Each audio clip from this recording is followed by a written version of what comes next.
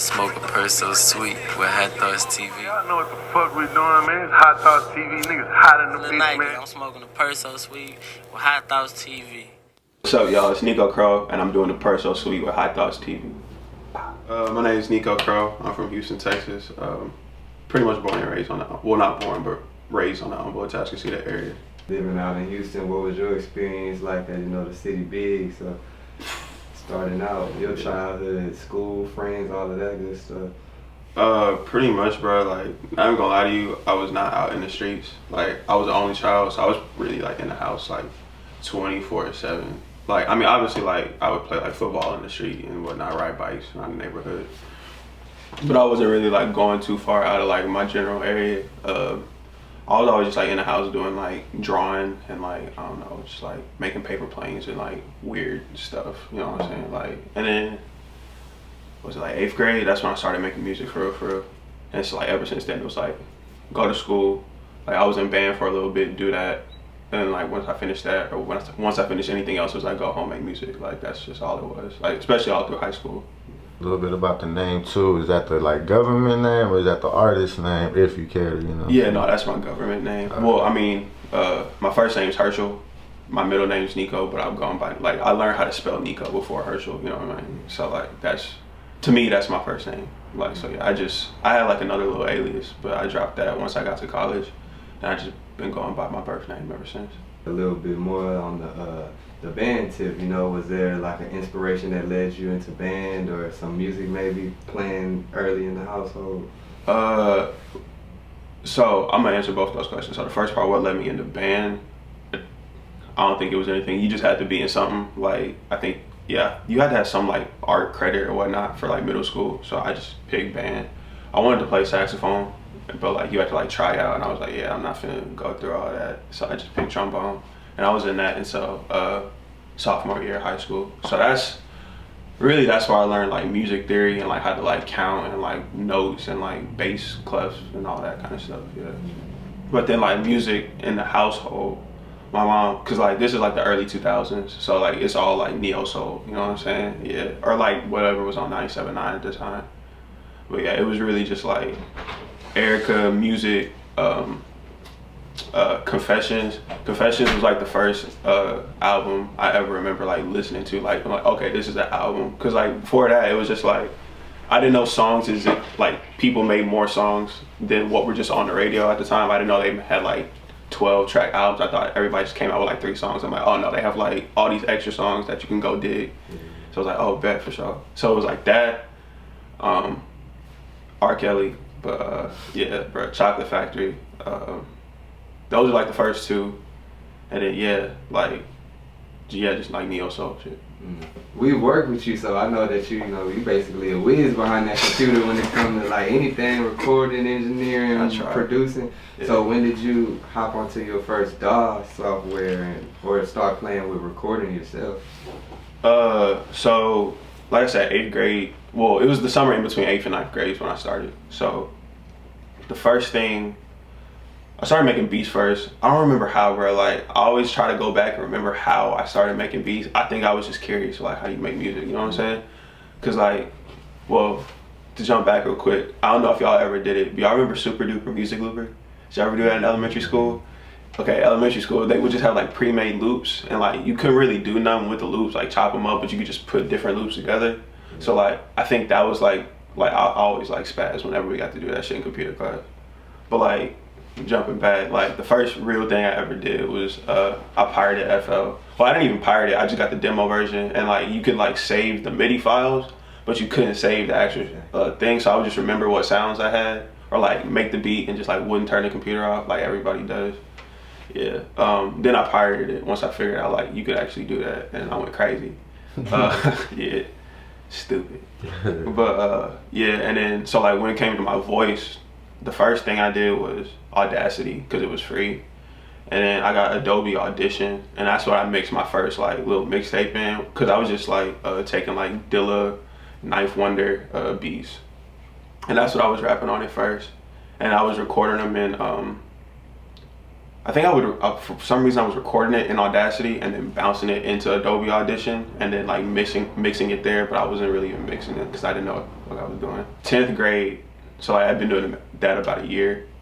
And in 10th grade, that's when I pirated Pro Tools. And yeah, that's yeah.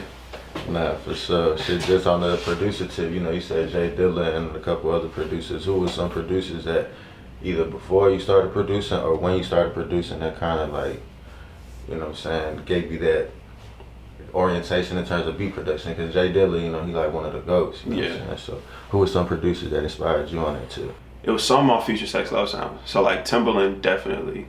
I'm trying to think of like the non-comment answers, because like obviously everybody gonna say Ye and Pharrell, because like obviously, cause especially like it's the 2000s. But like I'm trying to think.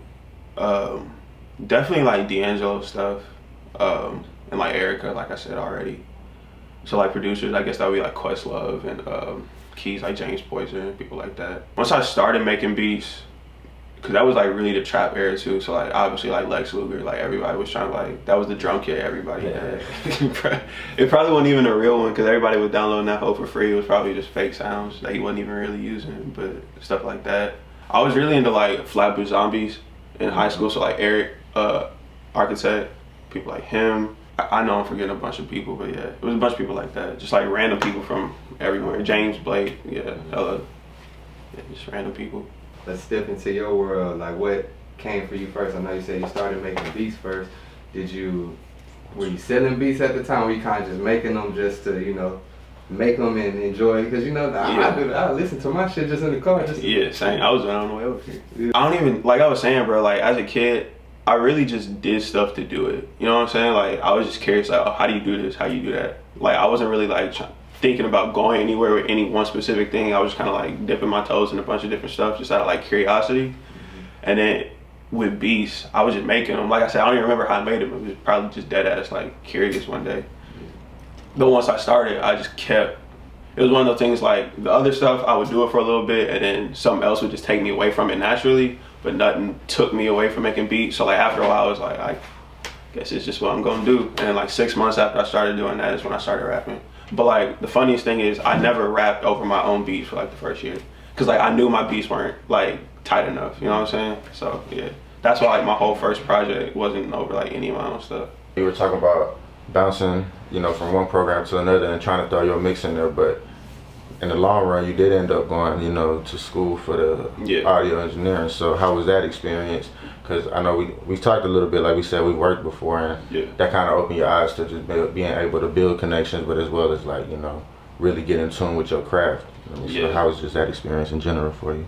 School, bro, and me and my friends were just talking about this like 2 days ago. It was like, I'm not gonna lie, had it not been for like the people I met, I don't think it really would have been worth it for real. Cause like, for me specifically at least, cause like I'm the type of person, like I went into it already having been doing it for like 2 years, and then plus like really 4 years at that point. But then you got to take like 2 years before you really get in, because you got to get accepted to into the audio engineering program at the school I went to. So like it took like 2 more years before I really started learning anything new. But by that time, the first 2 years I was there, I was still trying to learn. So like the whole time I was just kind of outpacing the curriculum. So I never really learned anything new in the class for me personally, because I was always just learning it by myself before we even got to it in class. Because it was really for people who had no idea what it was, and then they went to school to learn it. Yeah, exactly.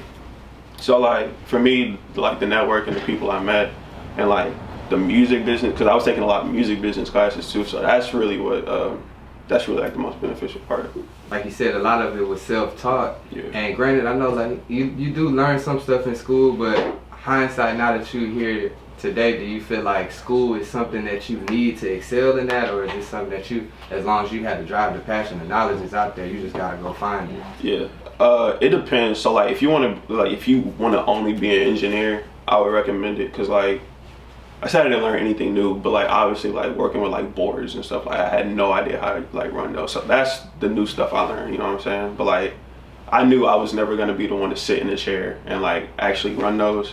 I just needed to know how to work Pro Tools and like mix. I want to get to like the mixing aspect of everything. So like if you want to learn how to do like boards, you don't have to go to school. I recommend it, even if it's like not like a 4-year university, like a Full Sail or something, or just jumping straight into an internship. one of those is like straight. But yeah, if you're just trying to be like an artist or a producer and you just want to learn on the side, I don't really think it's worth it. If that's not like your main goal. Up to this point now, you know, you just dropped the tape. You know, a little bit about that. How long was that in the works? And the name, like, that's a pretty artistic name. Is there like a meaning behind it? Yeah. A deeper meaning? It's funny. So the first part, like, how long was it in the works? Like, so I graduated May 2019, and like it was just like, oh, what's the next thing? So like, I was like, I need to drop a project eventually. I didn't really know when, so I guess you could say that's when it like really like the ideas started forming. But like it wasn't until probably like October 2019 that I was like, okay, yeah, no, I'm gonna make something and then drop it by the end of 2020. So like I put like not a hard date, but just like somewhere in the end of 2020, yeah, I'm gonna drop something.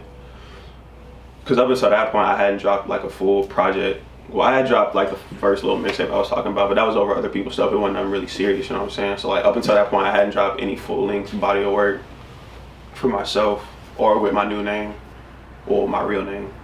But so yeah, like if you go back and listen, the last track on there, Hosanna, was actually the first track I made that was like, okay, no, like this belong, like this ain't like a Lucy, you know what I'm saying? Like this has to be on like a full body of work. So I was like, I guess I gotta make one now. And that's what I was like, all right, bet. But the name of it, Every Race is a Solo one.